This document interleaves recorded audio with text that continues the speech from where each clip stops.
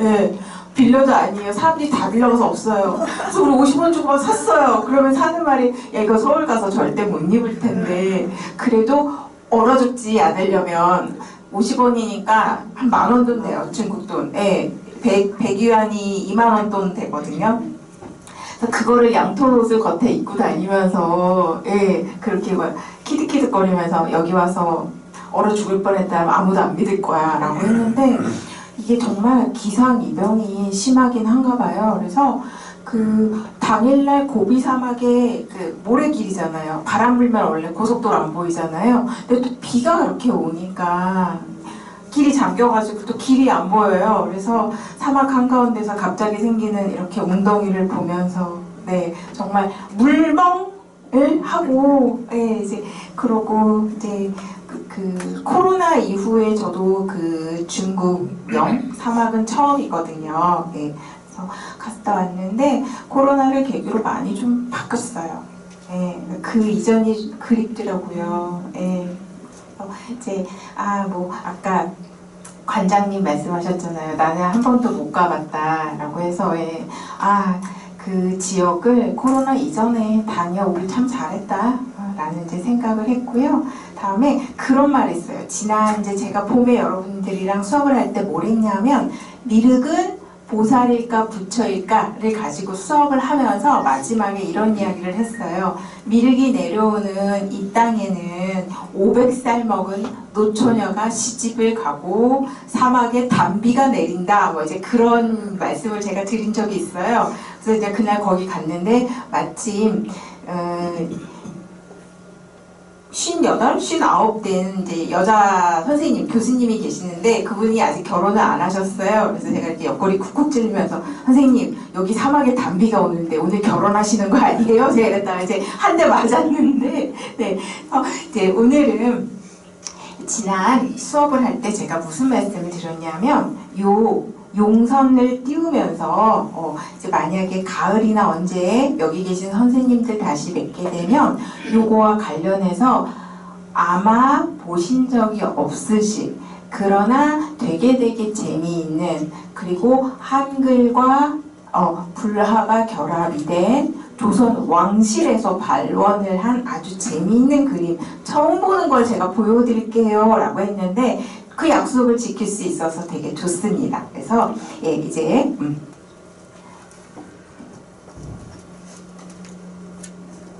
얘가 왜 안 될까요? 네. 네. 됐어요. 네. 꾹 누르니까 됐어요. 네. 그래서 불을 다 꺼주세요. 네. 네.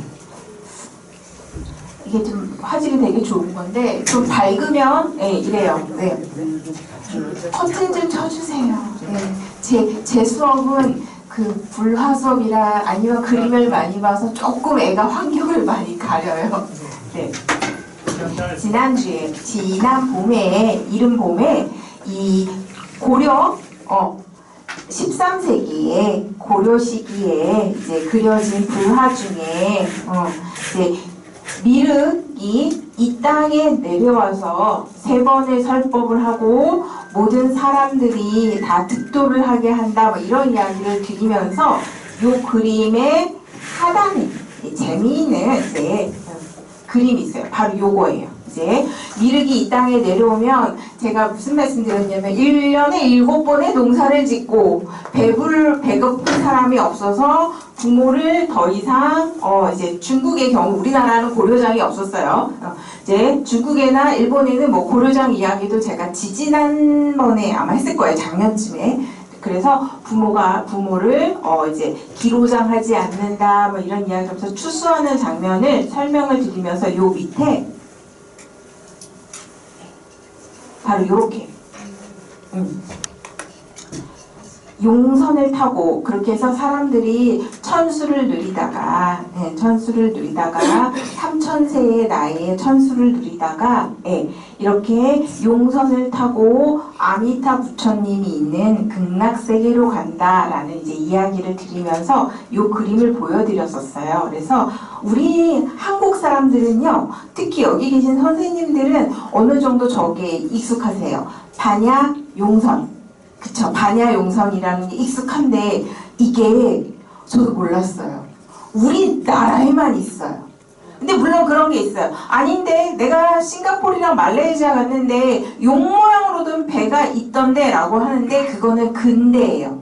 근대에 한 거고 중세나 고대 시기에 용이 뱃머리에 이렇게 있고 우리 사람 중생의 영혼을 아미타 부처의 세계로 태워가는 반야 용선이라는 명칭은 아무리 봐도 우리나라에서 언제 고려 시기에 만들어져서 다음에 일본에 조금 영향을 줬고요. 다음에 우리나라 독자적인 게 요 반야 용선인 것 같습니다. 그래서 요 반야 용선 이야기를 하면서 되게 재미있는 거 하나 제가 다음번에 그림 가지고 올게요 라고 해서 이제 가지고 왔어요. 그래서 반야 용선 하는데 이제 반야 하면 반야가 누구 역사상에 있어요.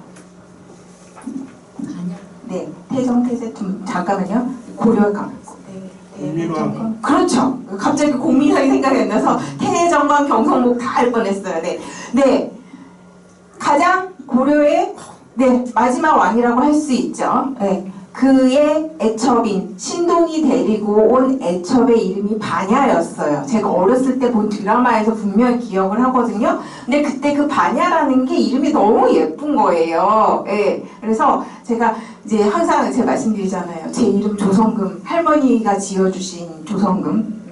네, 고려 대장경 원본이 되는 거란대장경 이름이 조성금 장경이에요. 그래서 제 이름이 조성금이에요. 네, 되게 크고 묵직한 이름이죠. 네, 부처님의 제자가 될 거라고 그러셨대요. 제 사주가 그렇대요. 그래서 이제 늘 말씀드리지만 어떡하지? 머리를 깎고 절로 들어가야 되나? 난 대학교 1학년 되자마자 귀도 뚫고 머리도 바글바글 볶을 건데 라고 했는데 그래서 난 아니야. 출가를 하지 않을 거야. 전혀 상관도 없어. 라고 했는데 돌고 돌아서 불교 미술을 하고 있잖아요. 이게 그렇다는 운명인가? 라는 이제 생각을 하는데요. 그 반야라는 이름이 너무너무 예뻤어요. 그래서 제가 옛날에 정말 아기 때 그 할머니를 따라 절에 갔을 때 스님한테 여쭤봤어요.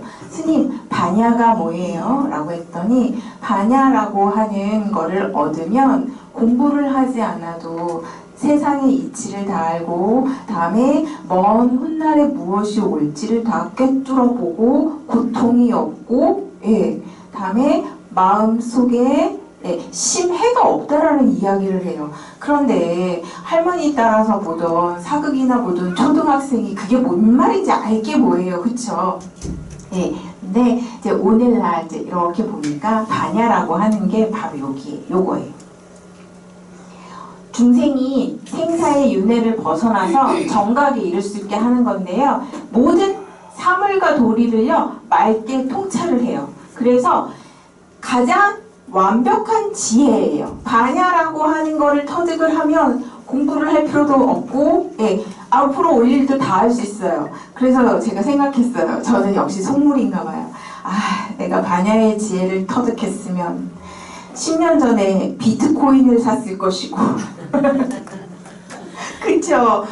언제 무슨 주식을 사야지 될지 알았을 텐데 라는 제가 이런 이야기를 했더니 누가 그러시더라고요. 그러니까 네가 반야의 지혜를 터득할 수 없다고 이야기를 하는데 바로 반야는 그거예요. 그러니까 반야 용선이라는 게 뭐냐면 가장 완벽한 지혜 아니면은 그런 거를 통달을 해서 어디로 갈 수 있어요? 우리가 살고 있는 차 안의 세계에서 저기 영원한 평안이 있는 피안의 세계로 갈 수 있는 지혜 이제 그런 게 이제 반야이고 그리고 그 수단을 눈에 보이게 해서 이제 반야 용선이라고 하는데 반야라고 하는 거는요 분명히 불교에 있어요. 불교 경전에 있어요.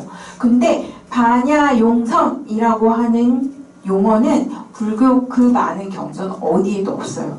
어디 반야라고 하는 지혜를 어떤 수단으로서 용이 끄는 배로 만든 건 우리나라 사람들의 우리나라 한반도에서 자생한 불교 신앙에서 만들어진 거라고 이제 그렇게 미리 말씀을 드리고 갈게요. 그리고 오늘 보여드리는 이 작품 같은 경우는 논문은 한두 개 있으나 아직 뚜렷한 썰은 없어요. 그리고 저도 지금 논문을 내려고 준비를 하고 있기 때문에 만약에 혹여 사진을 이제 찍으시더라도 외부에 돌리시거나 이제 개인 블로그에 올리시지는 말아달라고 제가 부탁을 드릴게요.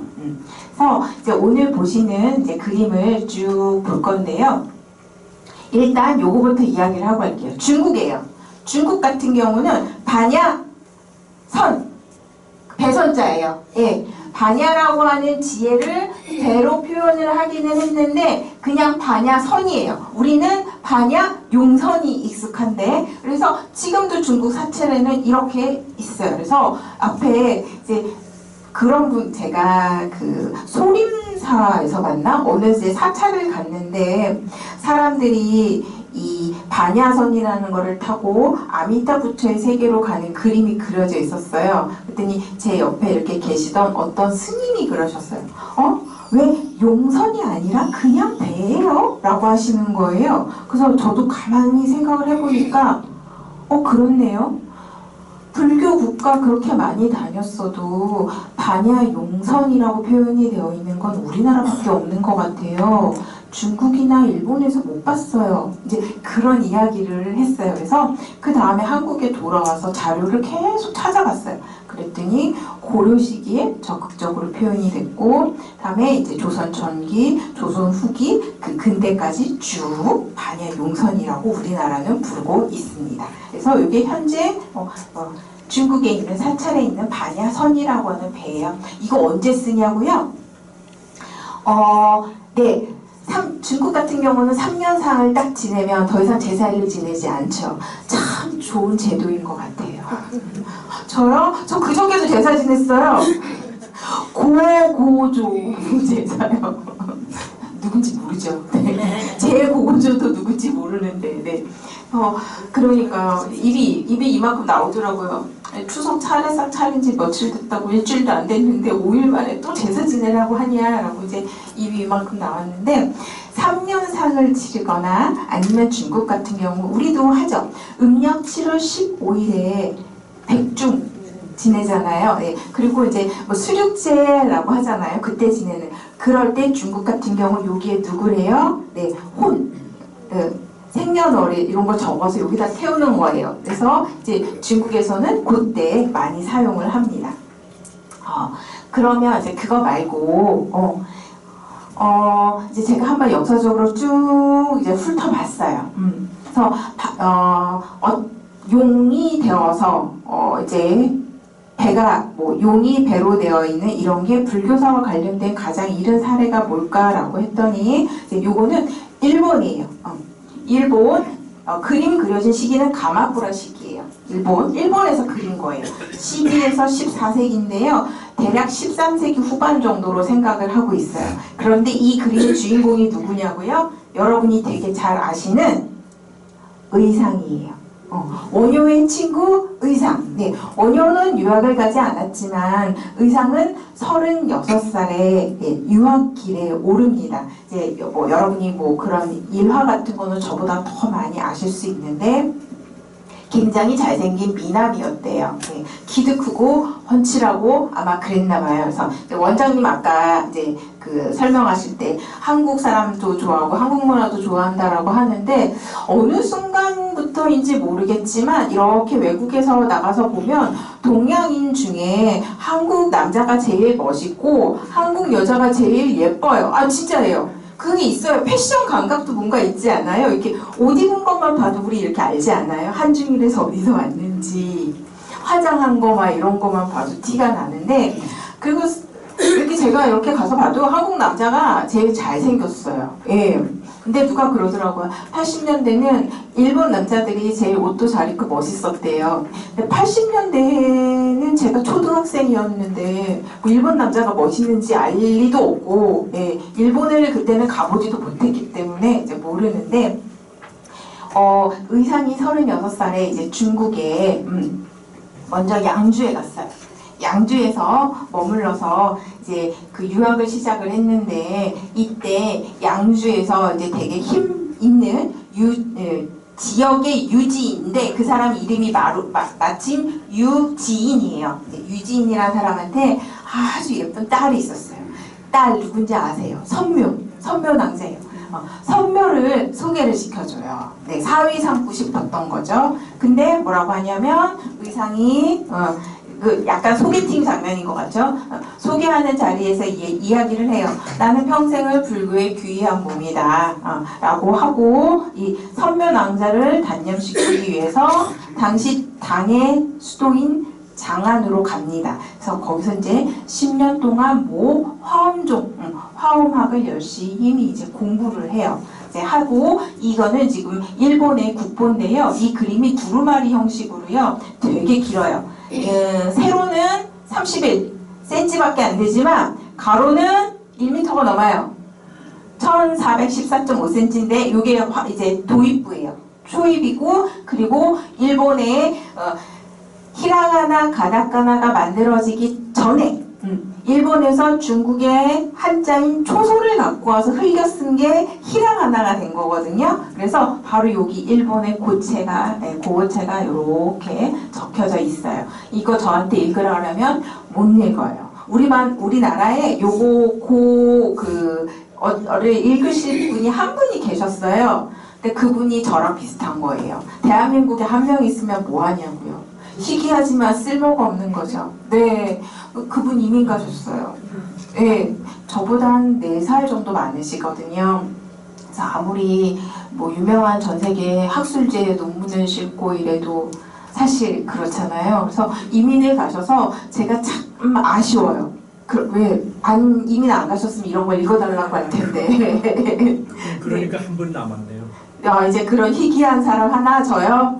네. 이러다가 천연기념물이나 뭐 이런 거 되는 거 아닌가? 라고 하는데 예전에 이제 제가 중앙아시아를 한다라고 할 때 저는 분명히 쓸모가 되게 많다고 생각했어요. 한국 미술을 떠나서 동아시아 미술의 기원이라던가 발상 같은 거를 알 수 있는 중요한 분야라고 생각을 했는데 제가 그걸 할 때 그 석사 지도 교수님이 그러셨어요. 조성금, 근데 네가 계속 공부를 해서 석사를 지나 박사가 되고 교수를 하려면 그냥 한국 미술을 하는 게 나을 거야. 라고 하셨던 그 말을 안 들었던 거를 하루에 한 번씩은 후회를 해요. 근데 뭐 어쩌겠어요. 근데 재미가 없었을 것 같아요. 끝까지 가지 못했을 것 같아요. 네, 한국 미술을 했으면. 그래서 이렇게 긴 그림 중에 초입부예요. 그러니까 아버지의 주선으로 인해서 소개팅을 하는 장면이 이제 시작이 됩니다. 자, 이렇게 돼서 이제 제가 그림을 보면서 설명을 드릴게요. 자, 그랬는데 10년 동안 열심히 서안에서 공부를 했어요. 그리고 이제 의상이 귀국길에 오르죠. 귀국길에 오르는데 선묘낭자가 그 이야기를 듣고 이제는 사랑하는 마음보다는 존경하는 마음이 크고 그다음에 이제 선물을 드리고 얼굴만이라도 봐야겠다라고 해서 배가 출발하는 항구로 오는데 배는 이미 떠났죠. 그래서 어떻게 해요? 네.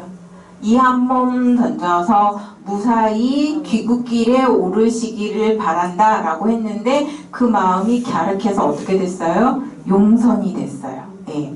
물론 이거는 죽은 사람을 태우고 가는 반야의 지혜를 상징하는 반야용선은 아니지만 이렇게 용선이 되어서 의상이 무사히 신라 땅에 가게 해줬고 여기에 이제 제가 그림을 실지는 않았지만 뭐가 있냐면 이 다음에 또 그림이 있어요. 이 다음 그림은 이제 오늘 할 용선이랑은 상관이 없어서 제가 안 넣었는데 자 그러다가 저기 경상북도에 터를 잡죠.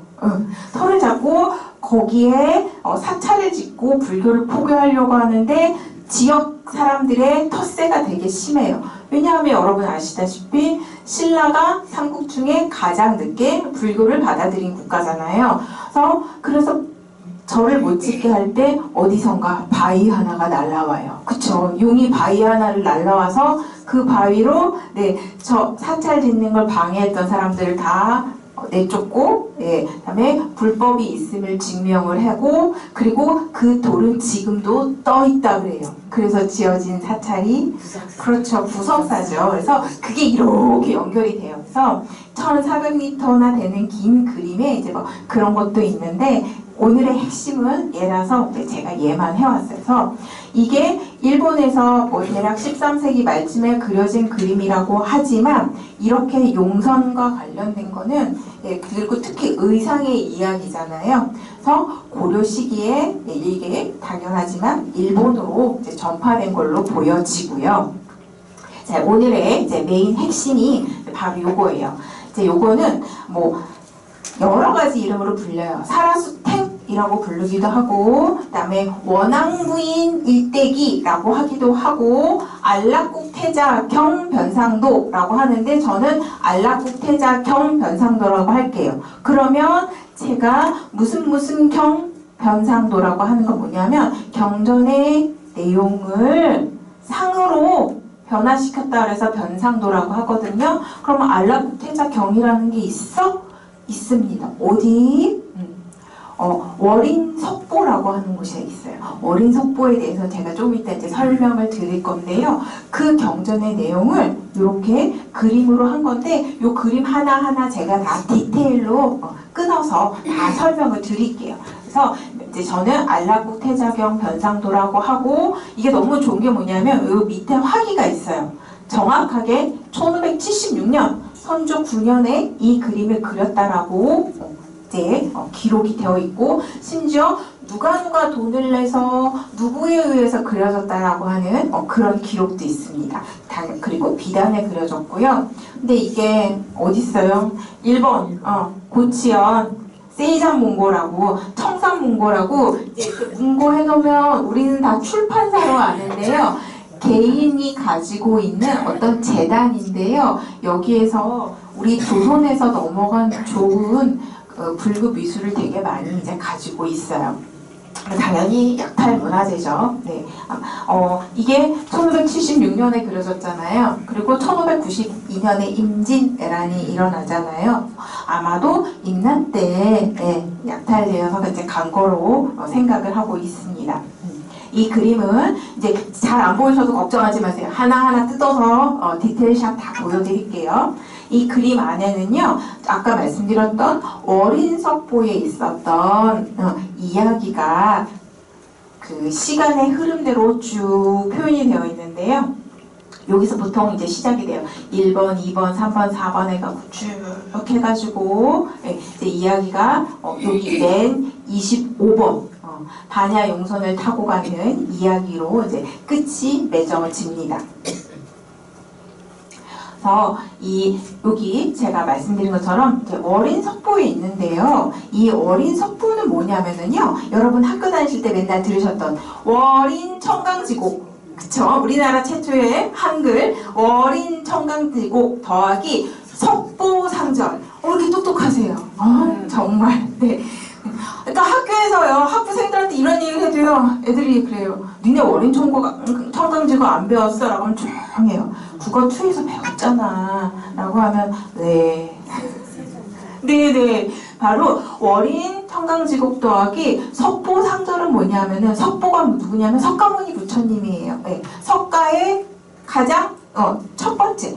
그래서 석가모니 부처님과 관련된 이야기를 한글로 적은 게 석보상절이에요. 그래서 월인 청강지곡 더하기 석보상절 중에 있는 이야기를 이렇게 짜집기를 해서 이제 한 거예요. 이거 월인 석보는 누가 했냐면 세조의 명으로 했어요. 왜?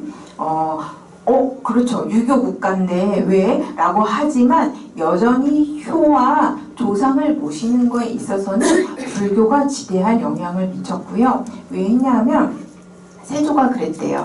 우매한 백성들이 부처님의 일대기를 잘 모르니까 한글로 간단하게 중국은 그 부처님의 일대기가 50장면, 100장면으로 표현이 되어 있어요. 근데 우리나라에 와서는 이제 세조가 그거를 짧게 8개의 장면으로 뭐 만들어라 뭔지 이렇게 해서 탄생을 한 게 월인석보입니다. 이 월인석보에는 시타르타로 태자로 태어나서 열반에 들 때까지 이야기 말고 우리 맨날 하는 말 있잖아요. 전생에 내가 뭔 죄를 지어서 라고 하는 그 부처님의 전생과 관련된 이야기가 5개가 실려 있어요. 그 중에 하나예요. 그러면 안락국태자경 변상도에 석가모니 부처님 전생이 나온다고? 예, 나옵니다. 근데 미리 말씀드리지만 안락국은 아니에요. 안락국이는 부처님의 전생이 아니고 여기에 잠시 후에 제가 설명을 드릴게요. 그리고 이 월인석보에 있어요. 이렇게 해서 그러면 세조 때 이렇게 이야기가 있었구나 라고 하고 제목은 정확하게 없어요. 그래서 연구자들마다 각자 부르는 명칭이 다르고 그 이후에 이제 조선 후기까지 이거와 관련해서 변형을 시켜서 근대 소설 같은 게 만들어지기도 하고 혹시 여기에 고향이 제주도이신 분이 계실 수 있어요. 제주도에서는요, 요게 무속으로 흘러갑니다. 무속. 그래서 그 구술할 때 이공풀이본이라고 해서 그 구수로도 이 이야기가 있어요. 네, 제주도 지방에서 많이 이제 유행을 했습니다. 자, 이제 그래서 월인석보를 따라서 그 이후에 쭉 되게 많은 뭐 이제 이런 것들이 있고요. 그리고 이제 이 그림 보고 잠깐만요. 제가 잘못 눌렀어요. 그리고 다음에 기림사라고 하는 절이 있어요. 경주 근처에 기림사라고 하는 절이 있는데 거기에 불화 밑에도 이렇게 안락국 태자 경 변상도라고 하는 그림이 하단에 이렇게 그려져 있는데 너무 작고 보기가 재밌진 않아요. 그리고 시기는 18세기예요. 우리는 조선 전기 이제 그림을 제가 설명을 드리려고 하는데요. 제가 이제 설명을 드릴게요. 설명을 드리고 잠시 후에 이제 그림을 이제 이렇게 이야기를 할 건데 이 설명을 다 하면 너무 기니까 짧게 말씀을 드릴게요. 범마라국이라고 하는 나라가 있었어요. 거기에 광유성인이라고 하는 분이 계셨는데 이 분이 절에 다 500명의 비구를 데리고 대승불교와 소승, 요즘은 이제 소승이라고 안 하죠. 상자후 불교라고 하죠. 대승과 소승을 이제 이렇게 가르치고 있었어요. 가르치고 있었는데 범마라국까지 소문이 왔어요. 어떤 소문? 저기 멀리 서천국에 사라수 왕이라고 하는 왕이 있는데 나라를 되게 잘 다스리고 부처님 말씀을 되게 잘 따른다더라 라고 해요. 그래서 광유성인이라고 하는 이 사람이 그 얘기를 듣고 밑에서 공부를 하고 있던 승열 비구한테 야, 내가 이렇게 돌을 닦고 공부를 하다 보니 차를 우려낼 물, 찬물을 기를 채녀라고 해요. 그럼 물 뜨는 여자를 채녀라고 하거든요. 채녀가 부족하다. 불교에 돈독한 사라수한테 가서 채녀를 좀 얻어와라, 빌려와라 라고 해요. 그래서 승열 비구가 스승의 말을 듣고 사라수 왕한테 와요. 근데 이 사라수 왕이요, 부인이 408명이나 있었대요. 408명이 있었는데요. 네, 거기 중에 가장 으뜸이고 예쁘고 착한 원앙 부인을 바쳤더니 아니라고 해요. 그러면서 뭐라고 하냐면 다른 부인 8명을 이제 데리고 가요. 네. 그래서 8명을 뽑아 보내요. 그러니까 광유성인이 되게 이제 좋아하면서 8명의 처녀한테 울룰루를 깊게 하면서 이제 불교 공부를 시켜요. 그리고 이제 이렇게 하고 있다가 가만 생각을 해보니까 이 정도까지 불교의 진심이야? 라고 해서 광유성인이 또 시험을 합니다. 그 승열 비구를 보내요. 제자를 다시 또 보내요. 네가 그렇게 불교에 신실하면 네가 직접 와서 사라수왕 네가 직접 와서 나를 복량을 하고 물을 깃고 불교에 대해서 공부를 해라 라고 하니까 어떻게 해요? 나라를 동생한테 주고 가요. 근데 이때 누가 따라서냐면 가장 예쁘고 똑똑했던 원앙 부인이 남편을 따라가요. 나도 같이 가겠다라고 가는데, 자 이제 가다가 중림국까지 갔어요. 근데 이때 마침 원앙 부인이 배가 만삭이었어요. 어떻게 이야기를 하냐면, 내가 이렇게 곧 출산을 할 것 같은데 더 이상 따라가지는 못한다. 그러니까 당신은 나를 이 동네에서 가장 비싼 장자에게 나의 몸값을 팔아서 그거를 가지고 당신이 범마라국에 가서 시주를 하세요 라고 해요. 근데 이 남편이 또 그래요. 열통이 터지죠. 예. 자, 그래서 어떻게 되냐면 중림국의 자현장자라고 하는 돈이 아주 많은 사람한테 가서 어떻게 하냐면 원앙부인 몸값 하나, 뱃속에 태어날 아기 하나 해가지고 2,000냥을 받아요. 그리고 사라수 왕은 2,000냥을 가지고 가는데, 원앙부인이 무슨 이야기를 하냐면 나중에 아이를 만나던가 할 때 이제 우리가 뭔가 있어야 되잖아요. 그쵸? 뭐 거울을 쪼개거나 뭐 이렇게 하는데 그건 아니고 왕생계, 그 아미타 부처의 세상으로 태어날 수 있게 해주는 주문, 극락 왕생할 때 그 왕생계를 일러주면서 항상 이거를 우리가 헤어지더라도 외우고 계세요. 나도 이거를 늘 외우면서 태어날 아기에게도 이제 일러줄게요 라고 이야기를 해요. 그러면서 그거 있잖아요. 드라마에도 나오잖아요. 아들이면 이름을 뭐라 하고 딸이면 뭐라 할까요? 네, 이제 해요. 그래서 아들이면 알락국, 이 그림의 제목인 알락국 태자경 변상도의 그 알락국이라 하고, 딸은 효양이라고 하라고 해요. 근데 이제 헤어졌어요. 헤어지고 왕은 그 범마라국에 도착을 해서 왕생계를 외우고 경전을 외우면서 살아요. 그리고 원앙 부인이 이제 아들을 낳았어요. 아들을 낳았는데 얘가 자라면 자랄수록 주몽이랑 똑같은 거죠. 나의 아버지는 누구냐? 아버지가 그리운 거예요. 그래서 도망을 가요. 그래서 처음에 도망을 갔다가 어떻게 되냐면 잡혀와요. 그래서 여러분이 아시는 그거 있잖아요. 여기에다가 낙인 지지지지 노비 노자 쓰는 것처럼, 네, 이제 그렇게 해요. 그런데 포기를 하지 않아요. 범마라국의 아버지를 보러 가겠다고. 그래서 수건으로 얼굴을 가리고 두 번째도 탈출을 했는데 또 잡혀요. 그래서 죽도록 맞아요. 그리고 이제 세 번째 가요. 가서 마지막 이제 가는데 여기는 중림국이고 이 강을 건너면 아버지가 있는 범마라국인데 갑자기 강물이 막 불어나네요. 그래서 어떻게 해요? 지푸라기를 새 토막을 묶어서 이렇게 올라타고 어머니가 알려준 왕생계를 불렀더니 그게 갑자기 지푸라기가 튼튼한 배가 돼서 아버지가 있는 범마라국으로 이제 데려다 줬대요. 자, 그래서 이제 무사히 잘 범마라국에 도착을 했어요. 그러다가 우물가에서 아버지의 부인들로 있던 8명의 팔체녀를 만났어요. 그래서 팔체녀한테 이야기를 해요. 당신들은 누군데?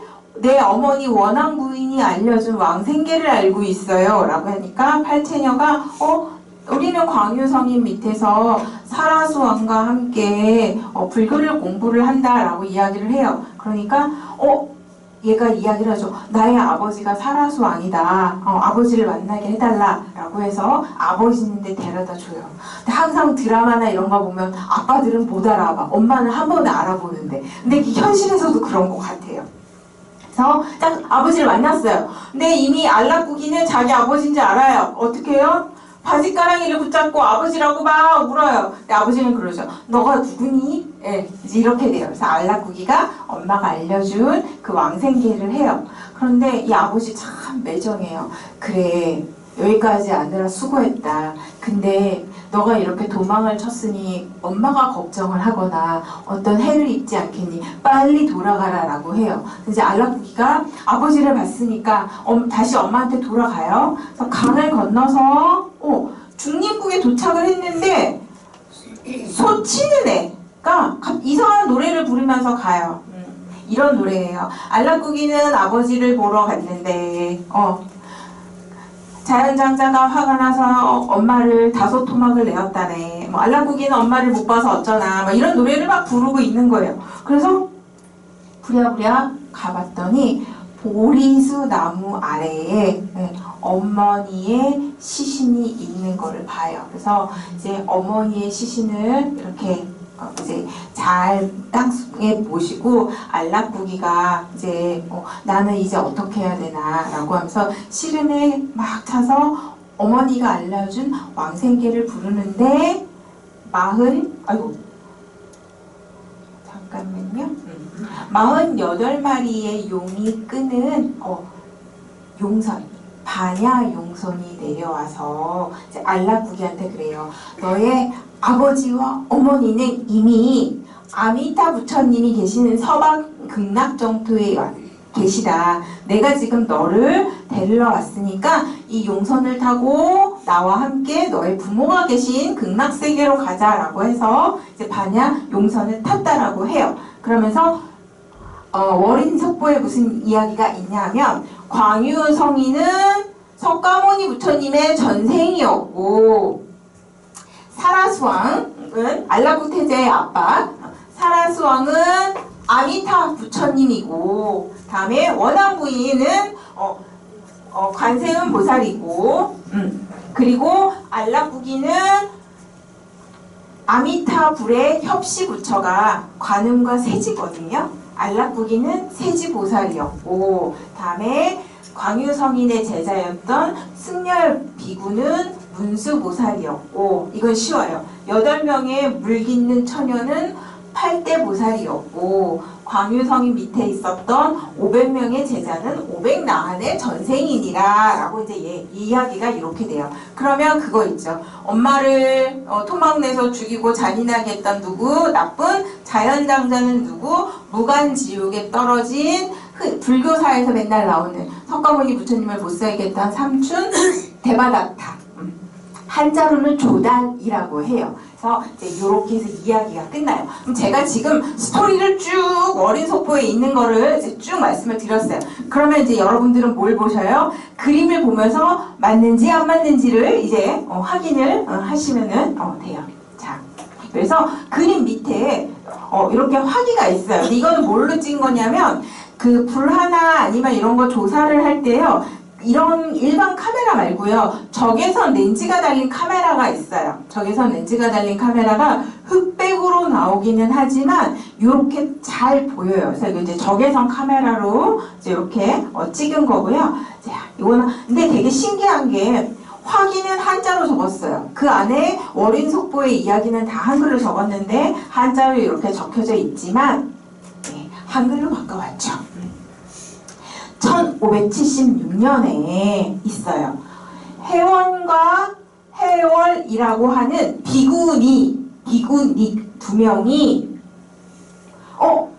사라수탱이라고 하는 그림을 봤는데 이 그림이 너무너무 낡았더라. 예전부터 있었는데 그래서 1576년에 궁중에서 이제 재물을 얻어서 새로이 그림을 그렸다라고 해요. 여기서 그럼 추적할 수 있는 게 뭐죠? 이 그림의 원본이 이미 있었다라는 거죠. 그쵸? 예. 그러니까 제가 미술사를 하잖아요. 이런 화기를 통해서 아는 거예요. 1576년에 어린 속보의 내용을 가지고 처음으로 그린 게 아니라 이미 오늘 한 2시간 정도 볼 이 그림의 원본이 이미 있었는데 해원과 해월이라고 하는 비구니가 보니 너무 낡고 좀미스러서 왕실의 재산으로 다시 그린 그림이 바로 이 그림이구나를 이제 통해서 알 수가 있는 거죠. 자, 그런데 어떻게 발언문이 이렇게 있어요. 자, 주상전하께서 선조죠. 만세를 누리고 다음에 이런 그림 같은 걸 왕실에서 발언을 할 때는 반드시 이런 말이 들어가요. 주상전하나 왕비가 복을 누리고 다음에 특히 왕비가 아들을 못 낳을 경우에는 왕자의 탄생을 기원을 하고 이제 이런 게 들어가는데 보면 왕비 전하가 이제 의인왕후 박씨가 이제 오래오래 살 것이고 세자를 속히 탄생하실 것이요. 그러니까 선조의 부인인 왕비인 의인왕후 박씨가 아직 아들을 낳지 못했을 때예요. 그렇게 되고 다음에 공의왕대위는 오래오래 살 것이고 그래서 밑에 덕빈, 해빈 이렇게 해서 쭉 후궁들에 대한 이런 덕담 같은 거를 쭉 해요. 당연히 왕실의 재산으로 했으니 그렇죠. 왕실에 대한 칭송을 해야 되는 거고 여기서 또 뭘 알 수가 있냐면요. 유교 국가지만 왕실에서 이렇게 직접 발언을 한 왕실 발언 불화가 이렇게 있구나를 이제 알 수가 있는 거죠. 그리고 다음에 그래서 이걸 정리를 제가 방금 전에 하실 때 드린 말씀이에요. 원래 있었는데 낡아서 새로 부렸다. 그리고 누가 비구니들이 발언을 했다. 궁중에서 시주를 받았다. 특히 누가 주축이 됐냐? 왕실 여성이 주축이 됐다라고 하는데 이거는 조선 후기까지 조선 왕실에서 발언한 그림들의 주축은 다 누가 되냐면 조선의 왕실 여인들이 됩니다. 그 대표적인 게 여러분이 좋아하시는 문정왕후. 그때 제가 막 문정왕후 이랬더니 딱 그러셨잖아요. 여기 앉으셔서 전인하? 라고 해서 문정왕후가 전인한 치료를 제가 모르겠는데요 라고 했는데 이제 집에 가면서 검색해봤더니 네 전인화가 맞습니다. 선생님께서 그러셨죠? 네 기억하고 있어요. 네 그때 못 하셨었죠? 제가 막 대조영 했더니 최수종이라고. 네. 그래서 자 이렇게 해서 조선 후기까지 왕실 발언 불화는 다 거의 여인들이 하는 거고요. 또 하나가 뭐가 있냐면 이제 임진왜란 이후에요. 그 왕실 발언 불화라는 말을 쓰지를 않는데 상궁 이씨, 상궁 박씨가 발언을 했다라고 하는데 이제 제 윗세대 교수님들 같은 경우는 상궁들이 발언을 했다라고 했는데 지금 오늘날 보니까 다시 연구가 계속 쌓이잖아요.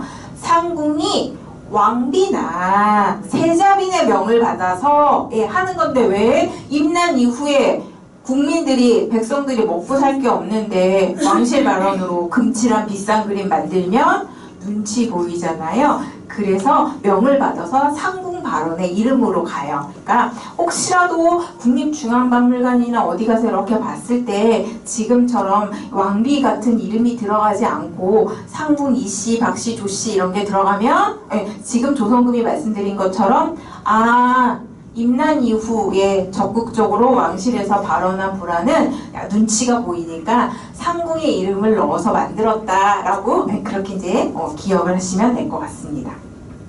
자, 그래서 25개의 장면과 28개의 글로 이 그림은 이제 구성이 되어 있습니다. 그래서 달마가 수행을 했을 때 선종 이야기하고 선종에서 발전한 화엄종 이야기하면 화내고 가버려요. 모르거든요. 네. 불교 대학이라는 게 없잖아요. 네.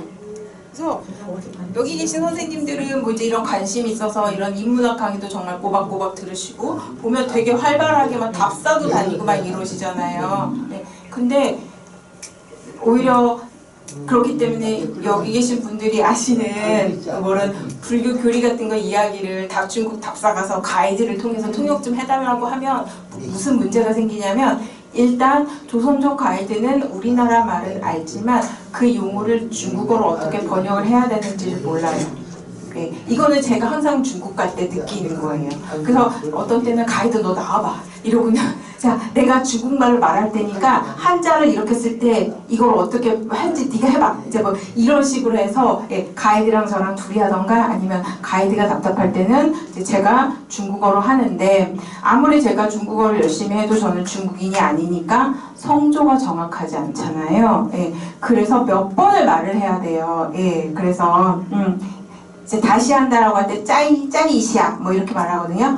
짜이시야 니칭칸 이제 너 들어봐봐 막 이러면서 이제 이렇게 이야기를 하는데 그래서 가이드가 하는 말이 또 다르고 그래요. 그러니까 막 답사를 가고 막 이러셨을 때 그냥 가이드 설명은 듣고 가이드한테 불교적인 교리를 물으면 가이드도 몰라요. 그럼 이제 가이드도 한테 그러죠. 저기 좀 스님한테 물어봐. 이러면 가이드가 가기 싫어하고 안 물어봐요. 그게 게을러서가 아니에요. 가이드도 알아요.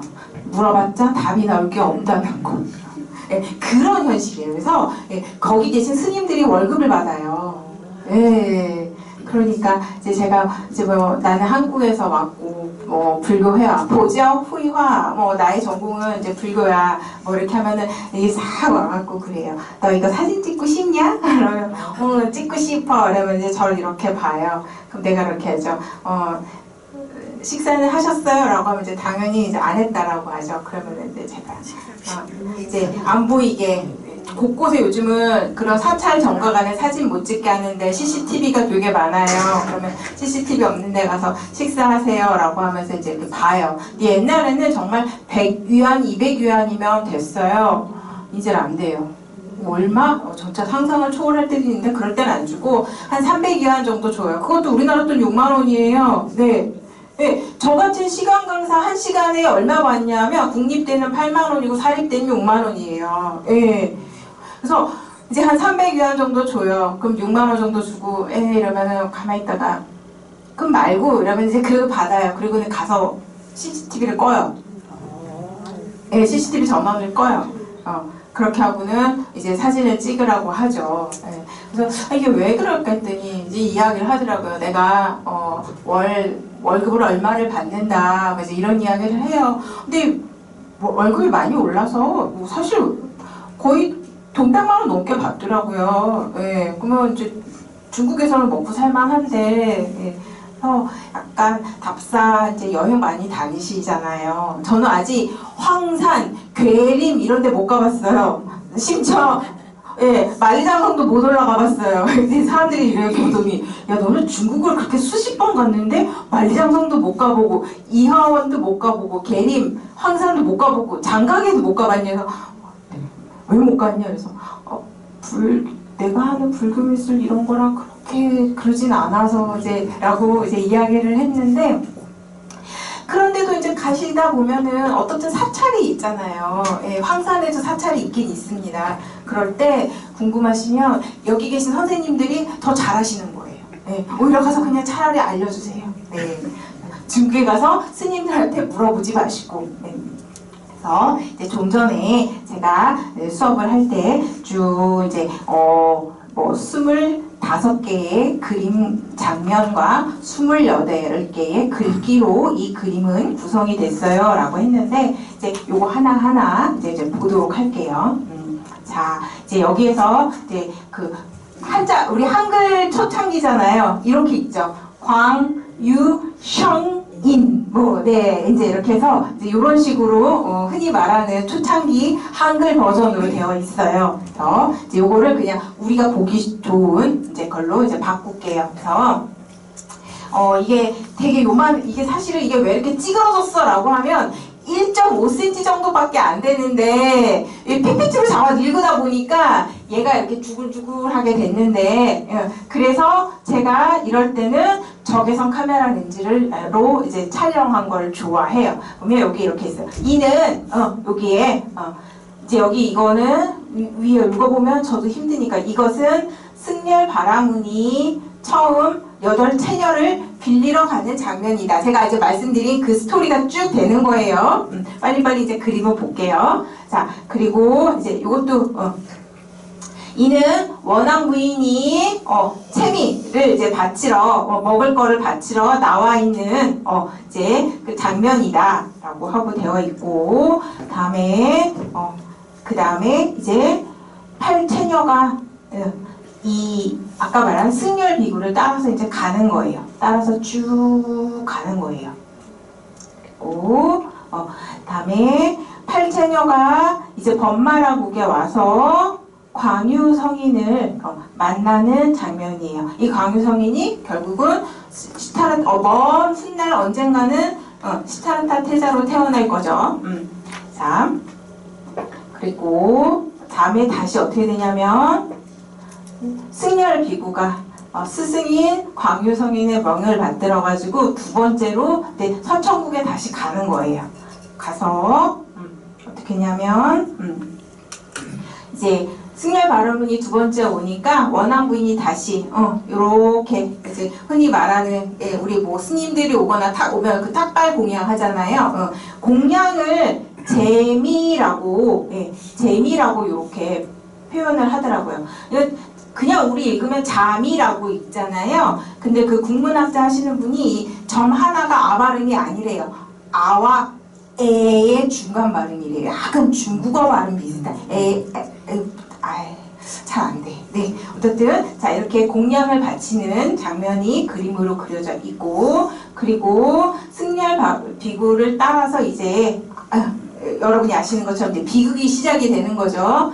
사라스왕과 부인이 이제 이 승열 비구를 따라서 번마라국으로 가는 거죠. 배는 홀쭉한데 어떻든 이미 이제 임신을 한 몸이에요.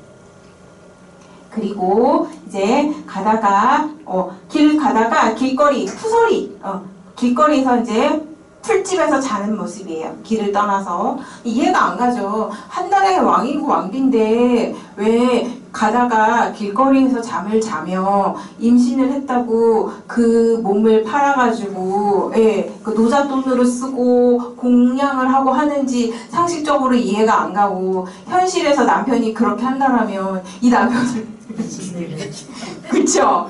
네, 정말로 내가 팔아야죠, 그쵸? 네, 정말 현실에서 이해가 안 가는데, 자, 그리고 남편이 간다면 너는 가라. 나는 왕비인데 왕궁에서 혼자 호의호식하고 살 텐데 왜 남편을 따라가는지도 이해가 안 가고, 네.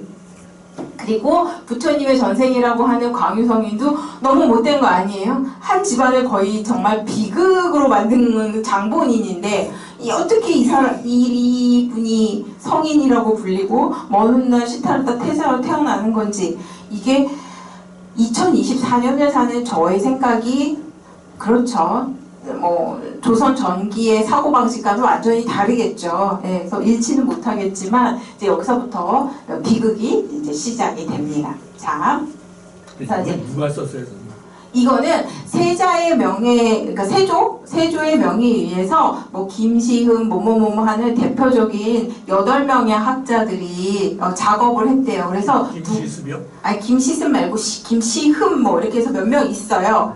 근데 누가 썼는지 몰라요. 8명의 공동 작업에 의해서 이 이야기를 썼다라고 하기 때문에 저자가 누군지는 몰라요. 모르고, 다음에 이게 되게 약간 지금 미스테리인 게 뭐냐면, 제가 이거를 가지고 온 이유가 있어요. 월인석보에 있는 부처님의 5개 전생 이야기 5개 중에서 4개는 확실하게 불교 경전에 있어요. 어디? 뭐 고려대장경에도 있고요. 중국으로 있는 그 한자 대장경에도 있어요. 근데 이 안락국 태자 이야기만 불교 경전에 없는 이야기예요. 그래서 지금 추측을 하건데 저렇게 됐으면 선생님 말씀하신 것처럼 100% 창작일 수 있어요. 조선에서 창작일 수 있는데 사실 이야기는 100% 창작은 없어요. 어떻게 되죠? 내가 아는 이야기에 뭔가가 짝이 붙잖아요. 근데 이게 조선 전기거든요. 근데 조선 전기에 있었던 이런 이야기는 대부분 어디에 영향을 받냐면 첫 번째가 제일 많은 게 원이에요. 고려 말에 원의 침략을 받아서. 근데 제가 그래서 몽골의 이런 고전이라던가 흔히 우리가 이야기하는 전래동화나 신화를 다 뒤져서 없어요. 그러면은 이거 관련된 게 어디 있을까 했더니 누가 무슨 이야기를 하냐면, 야, 고려는 몽골 이전에 이미 거란으로부터 불교를 받아들였고 거란과 지대한 영향관계가 있었다. 거란 거를 찾아봐라 라고 하는 거예요. 근데 거란 거는 얼마 남아있는 게 없고요. 그 다음에 문제가 뭐냐면 거란어도 거란어 문자가 있어요. 거란 문자를 읽을 수 있는 사람이 없다는 거죠. 그래서 지금 그 문제까지 있어요. 되게 냉철하신데 이게 100% 메이드 인 조선인지 아니면 몇 프로는 메이드 인 조선이고 원래 스토리 있었던 걸 갖고 온 건지 이건 진짜 그거는 몰라요. 그래서 여기까지 물론 관심을 갖는 학자들도 사실은 없고요. 이 그림도 아마 처음 보시고 처음 듣는 이야기처럼 오픈되어 있지 않아요. 일본에 있는 개인 돈 많으신 분이 갖고 계시고 절대 우리나라에 한 번도 전시가 온 적이 없어요. 그래서 제가 고민을 하다가 이제 원래는 요거 말고 불교와 효와 관련된 거를 이제 막 이렇게 할까라고 하다가 이제 관장님께서 이제 수업 뭐 하냐라고 할 때 원래 효와 관련된 걸 하려고 했었어요. 그러다가 아니야. 아무래도 나보다 이제 경험도 많으시고 여기저기 많이를 보고 다니셨기 때문에 어쩌면 내가 인지하지 못한 조선의 근대기의 뭐 고전소설이나 이런 데서나 아니면 먼 나라 이웃나라 이야기를 알고 계시지 않을까 싶어서 사실은 가지고 온 제 그 꼼수도 조금은 있어요. 왜? 그렇게 해서 논문 마무리하고 싶어서. 네. 근데 선생님 아까 여기 보니까 남전장경이나 북전장경에도 없어서 네네. 그 남전장경과 북전장경은 어떻게 연계되는? 이제 북으로 전달이 된 게요. 우리나라 북쪽 지방으로 전달이 된 게 우리가 알고 있는 한역 대장경의 기원이 되는 산스크리트어 버머 대장경이고요. 남쪽 바닷가 쪽으로 동남아시아 쪽으로 전달이 된 거를 남전장경이라고 하는데 그게 한 번쯤은 들어보셨을 빨리어 대장경을 남전 대장경이라고 해요. 근데 어디를 중심으로 그때 북남에? 인도를 중심으로. 인도요. 네, 인도를 중심으로 해가지고 인도를 넘어서 여러분이 알고 있는 이제 그 중국 사막을 쭉쭉쭉 해서 한 게 이제 그걸 북전투라고 하고 다음에 인도에서 남쪽으로 스리랑카가 가장 먼저 이제 전달이 되죠. 스리랑카 해가지고 그 동남아시아 해안 루트를 따라서 전달이 된 거를 남전 불교 그리고 거기에 있는 걸 남전 대장경 줄여서 뭐 남전 장경이라고 하고 그리고 이제 그럼 경전의 이름이 뭐야? 라고 하면 빨리어로 적혀져 있어서 빨리어 장경이라고 합니다. 근데 거기 빨리어 장경에도 없고 산스크리트 대장경에도 둘 다 없어요. 그런데 그 이야기가 그냥 만들어질 일은 없어요. 그리고 심지어는 왕실에서 발간한 책이에요. 전 국민이 보라는 이야기잖아요. 그러면 생뚱맞지는 않고요. 어느 정도 사람들한테 유행이 되었던 이야기가 채집이 되는 거거든요. 그러면 조선전기에 유행이 됐던 이야기는 조선전기에 갑자기 오진 않고 분명히 늦어도 고려 말에는 유입이 되거나 창작이 되었을 텐데 고려 사든 어디든 전혀 찾아봐도 없어요. 그러니까 제가 이런 고민할 때 누가 그러더라고요. 야, 그렇다는 이야기는 거란이나 원에서 전달이 된 걸 우리나라에 맞게 변형을 시킨 거다. 그러면 원 그러니까 몽골이죠. 몽골 쪽이나 거란을 찾아봐라 라고 해서 이제 원을 정말 몇 년 동안 그 관련된 거거나 원 문학을 하시는 분들한테 다 물어봤는데 들어본 적 없는 이야기래요. 그런 거 비슷한 거 못 들어봤대요. 그럼 이제 남아있는 게 거란이거든요. 그래서 거란과 관련된 게 한자로 번역이 된 거는 이제 확인을 했어요. 근데 문제가 뭐냐면 순수 거란어로 사어죠. 읽지 못해요. 글만 남아있는 그거는 확인을 해볼 수가 없어요. 물론 중국 뭐 어원대에 거란어를 전공을 하시는 분이 계시대요. 근데 그분과 아무 연관점도 없고 어떻게 할 수도 없어요. 그래서 이거 어떡하지? 라고 하다가 그래도 아깝고 신기하고 다음에 불교 관련 그림인데 이렇게 우리나라 초창기에 한글로 적혀져 있는 거니까 이제 뭐 여러분들한테 맨날 식상한 거보다는 조금은 새로운 거를 보여드리는 게 재밌지 않을까? 이제 그런 생각이 있어요. 한 가지만요. 그래서 남전장경, 북전장경 근데 우리나라 8만 대장경은 누구를 근거로 해요? 북전장경에. 그렇죠. 왜냐하면 한역 대장경을 다시 우리화한 거니까. 그리고 결국은 그 북전장경의 모태는 방금 말씀드린 산스크리트어. 그리고 그거를 한자로 버머라고 합니다. 그래서 우리 이쪽에 동아시아, 그러니까 아시아 북쪽 이쪽은 다 산스크리트어 대장경 그리고 그걸 중국에서 한자로 번역을 했고 그 한자 문화권에서 다시 또 우리 그렇게 됩니다. 저 원인석부랑 그게 지금 한국학중앙연구원에 있는 거죠? 네네네 있고요. 인터넷으로도 다 검색해 보실 수 있어요. 제가 우연히 한국학중앙연구원 우리 해설사들 같이 한번 간 적이 있는데 거기서 러시아 한자 교수를 만났는데 그분이 이제 저랑 이제 영어로 얘기를 했는데 그 책을 자기가 러시아어로 다 번역해서 있다고 얘기를 하더라고요. 원인 속보를요? 예, 그래서 제가 놀라서 저희가 그것도 저도 잘 못 봤는데 학교 다닐 때는 언뜻 살짝 공부는 한 것 같아요. 그쵸. 근데 그분이 러시아에서 그렇게 했다면서 저한테 그날 이제 오셨어요. 그 얘기를 하더라고요. 러시아 국립대에 그 교환으로 와 있는 분이 있어요. 근데 가셨는지 어쨌는지 모르겠는데. 됐는데 그때 오셔가지고 거기에서 그 자리에서 그렇게 본인이 했다고 자랑스럽게 얘기를 하시더라고요. 그 러시아 거기 한국어학과가 있어요. 엄청 인기예요. 의대보다 경쟁률이 더 높아요. 요즘. 네, 예. 아마 그분일 것 같아요. 예, 한국말 되게 영어 안 하셔도 됐는데. 그냥 저는 이제 외국분이니까 뭐 하다가 근데 자기가 자랑스럽게 자기가 그거를 러시아로 다 저기 해서 예. 책도 냈다. 한국말 저보다 잘해요. 제가 무슨 말 하다가 막 이렇게 해서 글을 하나 드렸어요. 그랬더니 하던 말이 닥터조 왜요? 그랬더니 한국말로 왜요? 그랬더니 여기 조사 틀렸어요. 은근히가 틀렸어요. 라고 해서 아 네. 그러니까 한글 워드 치다 보면 르리 들어가야 되는데 을이 들어가기도 하잖아요. 아마 그분이실 거예요. 한국말 하신. 괜히 먼저 어르셔가지고 영어로 하셨군요. 네. 외국분인데 자랑스럽게 얘기를 하시더라고요. 네, 그래서 러시아에 한국어 학과가 있는 대학이 되게 많거든요. 예. 근데 경쟁률 되게 높아요. 우즈베키스탄 그 사마르칸트 국립대학에 한국어 학과를 가려면 자기네 고등학교에서 전교 1등을 해도 안 된대요. 예. 그래서 근데 한국어 어렵지 않아요? 그랬대. 아니요. 걸그룹이나 BTS의 유튜브랑 노래랑 가사를 알고 싶으면 한국어를 해야 되기 때문에 너무너무 잘 알 수 있고, 다음에 그 뭐지? 송혜교랑 송중기가 나온 드라마가 있었는데. 맞아. 태양의 후예를 대사를요, 걔네들이 한국말로 줄줄줄 깨고 있어요. 우즈베키스탄 같은데. 좀 깜짝 놀랐어요. 예. 그래서 한국어에 대해서 되게 잘 알아요. 조지아, 아제르바이잔, 네. 저기들이 한국어 그 가이드인데 너무 잘하더라고요. 그쵸, 발음도 좋고. 가서 했는데 아니래요. 네. 한국어. 예, 드라마랑 유튜브로 공부했다고 하는데 또 그쪽 사람들이 워낙 이쁘잖아요. 네. 그렇게 이쁘는 아가씨들이 한국말을 그렇게 잘하고. 너무 잘해요. 예, 그래서 결국은 한국에 와서 자기는 살고 싶대요. 그래서 한국 남자랑 결혼을 하는 게 꿈이래요. 그래서 제가 이렇게 보면서 이야, 한국 여자들 분발해야 되겠는데 라고 생각을 했는데, 근데 또 그 동구권 여자들이요 생활력도 강해요. 왜냐면 공산주의면은 같이 직업을 갖고 같이 생활을 하잖아요.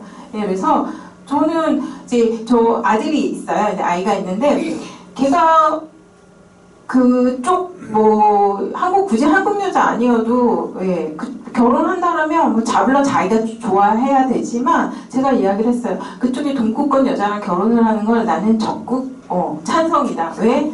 엄청 하다못해 생활력이 강하다못해 드세다고 하죠. 억세다고 하죠. 예. 그렇게 되고, 그리고 보면 그렇게 막 그 사치도 하지 않더라고요. 그래서 저는 좋은 것 같아요. 얼마나 이쁜 손자가 태어나겠어요. 예. 그리고 아시잖아요. 단일 민족이라고 하지만 피부색만 누렇다고 단일 민족은 아닌 거잖아요. 네. 특히 제 경우가 그래요. 제 성 조씨가 5516 할 때 그 조나라거든요. 저는 흉노의 후예예요. 어떻게 보면. 네, 그렇게 되고, 제가 이제 그 중앙아시아 지역만 이렇게 다닐 때 그 조용진 교수님이 그러셨어요. 자네는 북방권이라고. 어디요? 그랬더니 저기 위구르나 흉노 쪽에 가깝다고. 그래서 제가 위구르 불교 회화로 박사 논문을 썼나봐요. 이제 이런 이야기를 했는데, 우리 이게 얼굴 보면 있잖아요. 북방권, 남방권. 예, 그런 이야기를 하세요. 그래서 그냥 물론 내 나라 내 문화에 익숙한 사람이랑 가정을 꾸리고 살면 더없이 좋겠지만, 한국을 좋아하고 또 한국어를 그렇게 열심히 공부를 하는 사람들도 많아서 제가 늘 그래요. 이제 그 우즈벡 가서 그랬죠. 너 한국 가도 너 발음은 우리 지금 한국 사람하고 너무 똑같아. 조금도 차이가 없어. 한국 가면 바로 어학당 안 다니고도 너 대학 바로 입학할 수 있겠다라고 하는데, 그냥 어영병이 아니라 정말 애들이 공부도 열심히 하고 되게 똑똑해요. 네, 되게 똑똑하고. 어머, 김치를 어쩜 그렇게 잘 담궈요?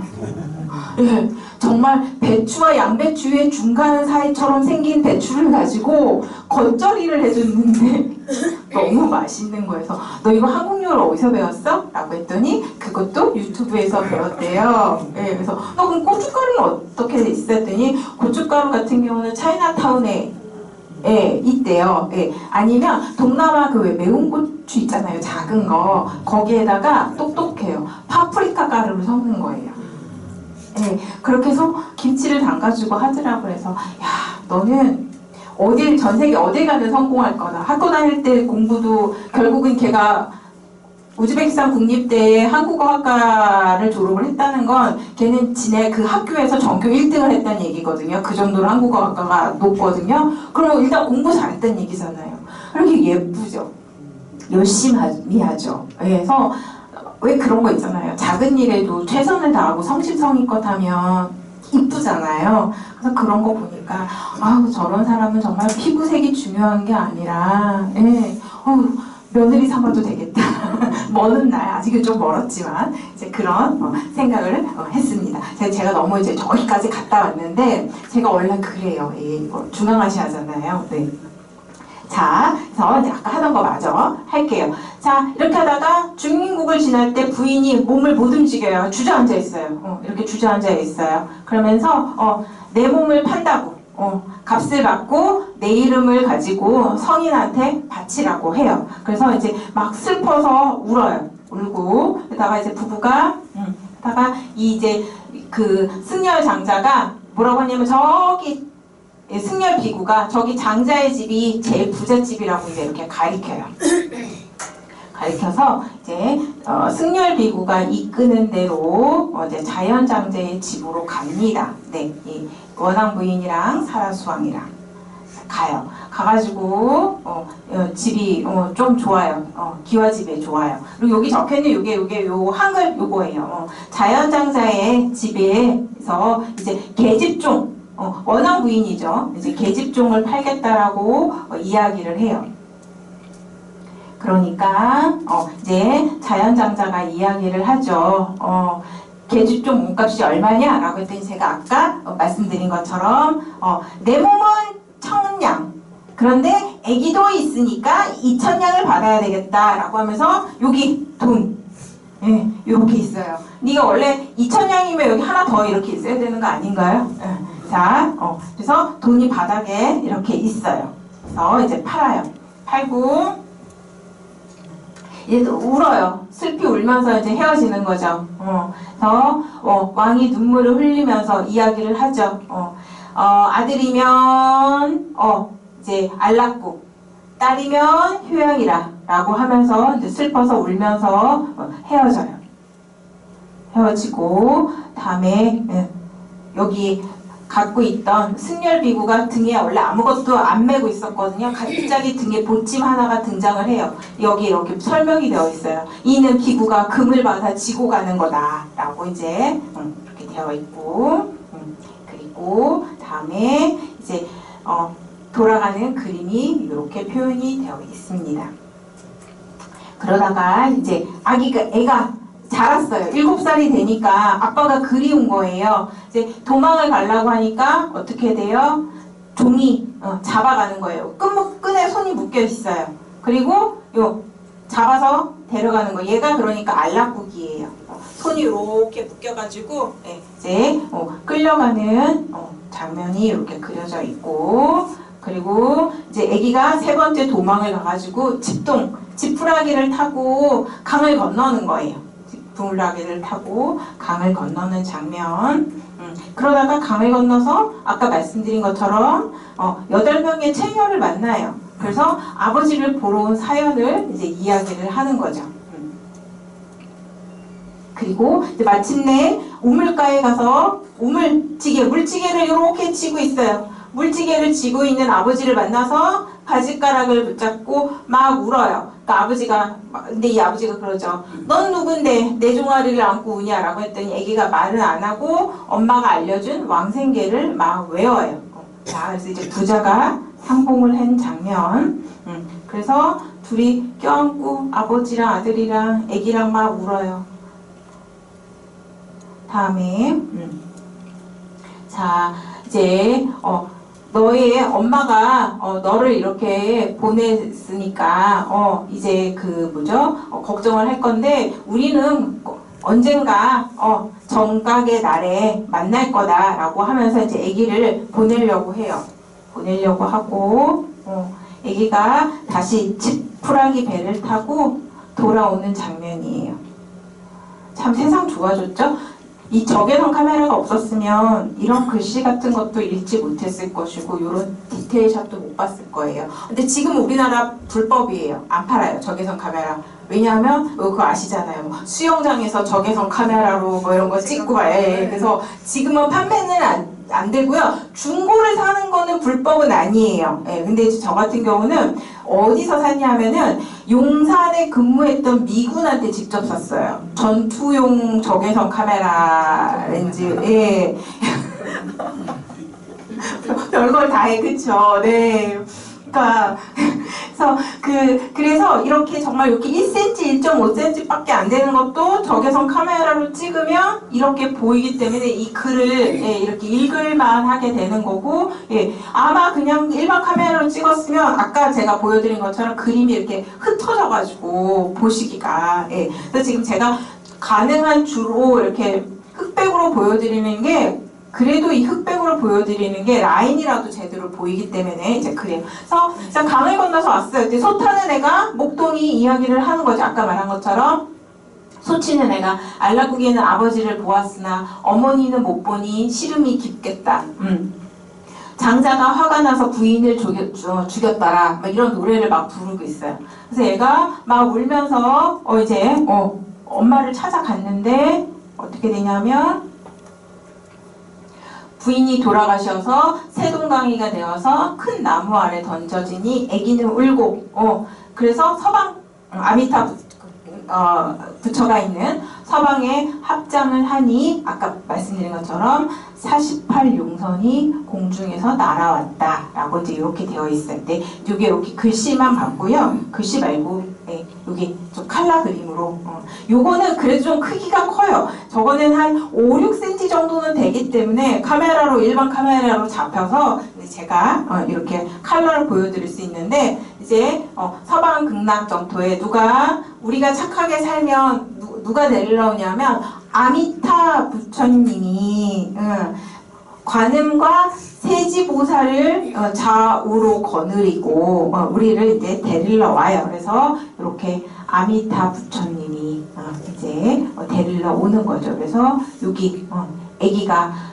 엄마의 죽음을 슬퍼해서 서방으로 이제 기도를 했어요. 그랬더니 아미타 부처가 이끄는 반야 용선을 타고 왔는데 그래서 알라부기가 이 반야 용선을 탔어요. 여기에 누구도 있어요? 원앙 부인도 아들을 데리러 맞으러 온 거여서 엄마랑 알라국이랑 이제 가는 거죠. 근데 제가 말씀드린 것처럼 알고 봤더니 광유성인은 석가모니 부처의 전생이었고 사라수왕은 아미타 부처이고 뭐 이제 엄마는 관음이고 이제 그런 얘기를 제가 이렇게 아까 했어요. 그래서 자 이렇게 칼라로 되어 있고 다음에 왕실 발언 불화여서 그런지 모르겠지만 이렇게 부분에 금리 우리 조선은 고려는 다 금리예요. 금 가루만 썼어요. 근데 그거 말고 나 금으로 오린 거 맞는데? 라고 하면 그 우리나라 거 아니에요.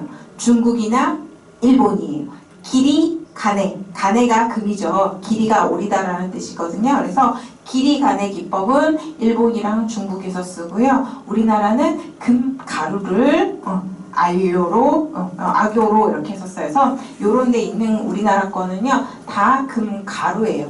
그렇기 때문에 중국이나 일본처럼 쨍한 맛은 없어요. 쨍한 맛은 없는데 대신 부드러워요. 그리고 떨어져 나가지 않고 더 오래 가요. 이 금 종이는요, 그 중국이나 일본에서 고대 뭐 옛날부터 썼던 그런 금 종이 같은 경우는요, 오히려 쉽죠. 딱 붙이면 되고 금가루가 원래 잘 안 붙어요. 근데 이렇게 금 종이 같은 경우는 붙는데 대신 뭐가 있냐면 당락이 잘 돼요. 하나 일어나면 호르르 하고 이제 금종이 일어나는데 금가루는 그 악교를 가지고 이렇게 붙이기가 되게 힘든데 한 번 붙이면 대신 금 가루는 잘 떨어지지가 않아요. 그래서 이거는 금으로 쓴 거는 아니고요. 황토로 쓴 거고요. 예, 금은 얘가 금이에요. 요거랑 여기 열애의 몽부. 다음에 여기 이런 색 이런 거는 이제 금리, 금리로 이렇게 했어요. 그래서 이제 이게 가장 마지막에 이제 이 그림에 해당인데. 뭐 요거는 이제 제가 쭉 설명을 했어요. 그래서 이 그림이 가로가 57, 세로가 106.5니까 가로랑 세로가 조금만 더 늘어나면 요 그림 실제 사이즈에 비슷해요. 그러니까 여기에 있는 이제 얘네들이 이렇게 잘 안 보이고 글씨는 거의 정말 그래서 이제 요럴 때 이제 그 적외선 카메라로 촬영을 한 건데 한 번도 외부에 전시가 된 적은 없어요. 이 그림이 일본 내에서도. 그래서 그냥 이제 그 소문만 듣고 있었는데 제가 왜 이렇게 했냐면 그 월인석포에 석가모니의 부처의 전생인, 이제 전생남이 있어요. 5가지가 있는데 4가지는 불교 경전에 없는데 아까 말씀드린 것처럼 이 한 가지는 없는 거예요. 그런데 이 한 가지를 가지고 그림으로 한 게 일본에 있다더라라는 이제 그런 소문 때문에 여기 세이자문고 이제 조사를 했는데 당연히 제가 무슨 이 세이자문고 아는 사람이 누가 있겠습니까? 이제 누가 말을 해줘가지고 이제 가서 조사를 하고 사진을 찍게 했는데 이 세이자문고 측에서 이렇게 말을 했어요. 네가 논문으로 쓰는 거는 좋다. 그런데 책으로 출판을 하는 건 안 된다. 그러니까 책으로 왜요? 그랬더니 책으로 출판을 하는 건 어떤 이윤이 나는 거잖아요. 그래서 대한민국에서 책 내서는 이윤이 안 생기는데 오히려 내 돈만 더 많이 나가는데 진짜 책 내면 돈 정말 되게 많이 들어가요.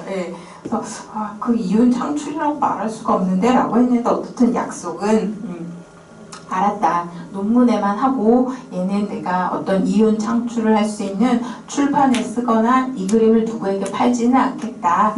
이제 라고 했습니다. 그래서 왜 원래부터 월인석보에 있었던 그림 그 부처님의 전생 5개를 다 그림으로 그렸는데 5가지를 다 그렸는데 이거 하나만 나오는 건지 아니면 처음부터 요거 하나만 제작을 했는지 그런 의도는 사실 몰라요. 그리고 아까 말씀드린 것처럼 얘 분명히 스토리가 여기 왕실발언 체계까지 들어갈 정도면 조선 전기에 엄청 유행을 했다는 건데 작자가 누군지 이 이야기가의 근원이 어딘지도 알 수가 없어요. 알 수가 없고 이게 조금 더 이제 최대한 땡겨서 이제 본 게 이제 요거고요. 그래서 요거는 제가 아까 여기 있는 거 한글로 쫙 아까 설명해 드린 거고요. 그래서 이제 그런데 요거 하나만 있으면 그렇죠. 허무하잖아요. 요거 말고도 이거 19에서 20세기니까 1800년대 정도예요. 1800년도에도 이렇게 용이 이끌고 아미타 부처와 관음과 세지가 있고 일로왕 보살이 이끄는 이러한 그림이 조선에서 그러니까 꾸준히 서방 극락 정토와 관련돼서 반야 용선이 꾸준히 이제 그려져 왔어요. 그러다가 통도사 극락전 밖에 외벽에 있어요. 안에 들어가시지 않아도 돼요. 외벽에 또 보면 이렇게 반야 용선이 있고 여기에 사람들이 이렇게 타고 있는 이런 게 있어요. 근데 그럼 통도사만 있냐? 아니요. 제천. 요맘때 제천 가기 좋아요. 가을에. 충청북도 제천에 있는 신륵산. 월악산에 있는 신륵사에 이게 전혀 생각을 안 했어요. 근데 제가 그 문화재청이라고 안 하죠. 이름이 바뀌었죠. 국가유산청 이제 전문위원이에요. 그래서 이제 갔다가 이제 조사를 하고 뭐 시간이 좀 남는데 아깝잖아요. 여기까지 갔는데 아까워라고 해서 이렇게 검색해봤더니 근처에 신륵사가 있더라고요. 신륵사는 물론 여주에도 있습니다. 요건 제천에 있는 신륵사. 그래서 이제 갔는데 그냥 산책이나 해야지라고 했는데 그런 게 있어요. 모는 애는 뭐만 보인다고. 제가 지금 반야용선에 꽂혀 있잖아요. 그런 게 있지 않아요? 모는 애는 뭐만 보인다고. 가다가 여기에 뭐가 있는 거예요. 해가지고 자, 디테일샷 보여드릴 거예요. 일단 멀리서 봤는데 뭔가 있는 거예요. 뛰어갔어요. 땡겨볼까요? 얘를 땡기면 이렇게 돼요. 반야용선에 일로왕 보살이 있고 아미타 부처가 중상, 착하게 살던 중생들을 데리고 이렇게 관음보살과 세지보살이 또 뒤에서 호의를 하고 이렇게 배 타고 있는데 저 이거 보고 막 웃었어요.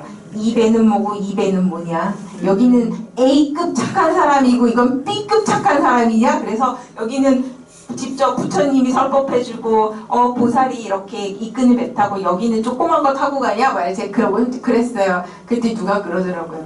이런 배라도 타면 좋겠다라고 해서 제가 이렇게 딱 보면서 속으로 너는 못할 거다. 밥도 맨날 얻어만 먹고 맨날 책도 빌려가서 주지도 않으면서 라고 했는데 네, 자 이렇게 되어 있어요. 그래서 이렇게 있고 조금 더 볼까요? 그리고 바로 옆에 벽화로 보면 있다고요? 네네, 외벽에 벽화로 있습니다. 그래서 당연히 극락전이겠죠. 이제 극락전은 외벽에 있고 여기에는 보면 이제 아미타 관음 세지가 직접 여기는 진짜 C급인가 봐요. 밖에서 해주지도 않아요. 이렇게 끈 묶어서 이렇게 끌고 있어요. 이제 이렇게 해서 벽화로에 이렇게 그려져 있어요. 그래서 요거는 근대기에 그려진 거거든요. 그래서 이렇게 고려 말 정도부터 등장을 한 이런 반야 그리고 이런 반야 사상을 배로 용이 끄는 배로 표현을 한 게 아마도 우리 조선만의 어떤 불교 특징이고 이게 이렇게 쭉 오늘 본 안락국 태자경 번상도에 그렇게 예쁜 그림으로 그리고 통도사랑 제천 신륵사까지 이렇게 연결이 되는구나를 좀 봤는데 여기서 한 가지 요게 일로왕 보살도리예요. 길을 끌어주는 길을 알려주는 끌 인자를 쓰는데 제가 아마 이런 이야기 한번 몇 년 전에 들은 적이 있을 거예요. 혹시 주무시다가 아니면 내 몸이 좀 아파 그런데 꿈에 누군가가 일로왕 보살이 나타나서 나 따라갈래? 라고 하면 가시면 안 된다고. 제가 이게 저희 할머니한테 그런 얘기를 했어요. 할머니, 이제 저희 할머니가 맨날 그러셨어요. 23살에 과부가 되셨어요. 예, 저희 친할머니가. 그리고는 이제 할머니의 낙이 그거죠. 제일 어린 막내 손녀, 당신 환갑에 태어난 손녀딸 데리고 절에 가시는 게 이제 낙이셨어요. 그럼 절에 왜 따라가냐고요? 엄마가 못 먹게 한 빨간색 사탕이 있어요. 이렇게 동그란데 지금도 나오는지 모르겠어요. 그거 한 번 먹으면 혀가 다 빨개지는 게 있어요. 지금도 있어요? 네. 그거랑 약과 먹고 그다음에 비구니 스님이 너무 저를 예뻐하시면서 항상 제가 갈 때면 뭘 장난감 같은 거를 사놓으세요. 그러면 이제 아예 그다음부터는 거죠. 스님 바비 알아요? 바비? 다음에는 바비를 바꾸시고 라고 이제 했는데 그 할머니가 그만큼 이제 불교에 이렇게 독실하신 분이었어요. 근데 이제 할머니 말까 89가지 사셨어요. 그래서 이제 제가 그때 할머니한테 뭐라고 했냐면 할머니가 정말 오늘 내일 할까봐 막 마음이 조마조마할 텐데 그때 제가 석사 2학기였거든요. 할머니한테 이걸 보여주면서 이런 일로왕 보살도를 보여주면서 절대 꿈에 따라가면 안 돼 라고 했더니 할머니가 좋지 일로왕 보살이 아미타 부처한테 데려다 준다는데 나는 꿈에 나타나면 따라가야지 라고 했을 때 저는 근데 할머니 따라가면 안 돼 라고 했는데 바로 이 아미타의 길을 이제 인도를 하는 게 요 일로왕 보살도예요. 자, 그리고 여기에는 아미타 부처가 이제 이렇게 앉아 이렇게 있고 아마도 근대기에 그려진 그림이어서 뭐 머리가 제각기입니다. 자, 이제 이렇게 되어 있고 그리고 이제 여기도 일로 보살이라고 이제 이렇게 되어 있죠. 그리고 여기는 왕자를 쓰셨어요. 일로보살, 일로왕보살 다 괜찮습니다. 일로보살, 일로왕보살 되어 있어서 요거는 일로보살이라고 되어 있지만 아니 그 왕자가 임금 왕자예요? 네네. 여기 이제 그 앞에 거 볼까요? 여기는 임금 왕자를 쓰여 있죠. 그래서 일로보살, 일로왕보살은요 원래는 불교 경전에 없어요. 아니타 신앙이 유행을 하면서 생긴 이제 생성된 하나의 도상이거든요. 그래서 왜 일로보살이라고 하는지 혹은 일로왕 보살이라고 하는지 모르겠지만 우리나라뿐만이 아니라 한중일에서 아미타와 관련해서는 일로보살 혹은 일로왕 보살을 이렇게 같이 섞어서 씁니다. 왜 왕자를 썼는지는 몰라요. 네.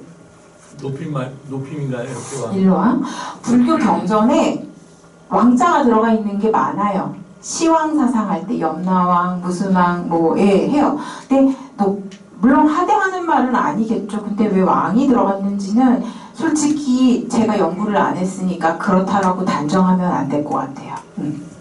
자, 이제 이렇게 되어 있고, 이게 아까 제가 말한 거죠. 이거 뭐냐, B급이냐라고 했던 이제 그 사람들이 이렇게 되어 있어요. 그래서 이제 오늘 이렇게까지 다냐 용선을 받고, 이제 그 처음 보는 그림이어서 아마 생소하실 것도 있었어요. 근데 불화에 한글 원문이 들어간 것도 있고 왕실에서 훈민정음과 이제 관련해서 이렇게 그림도 그렸구나라고 이제 한 번은 여러분들이 보시고 추후 언제라도 안락국 태자와 관련된 이야기를 내가 일본은 아닌 것 같은데 중국이나 몽골 어디에서 내가 옛날 이야기책에 있다라고 그 사람들의 전래동화라고 들었다라고 하면 알려주세요.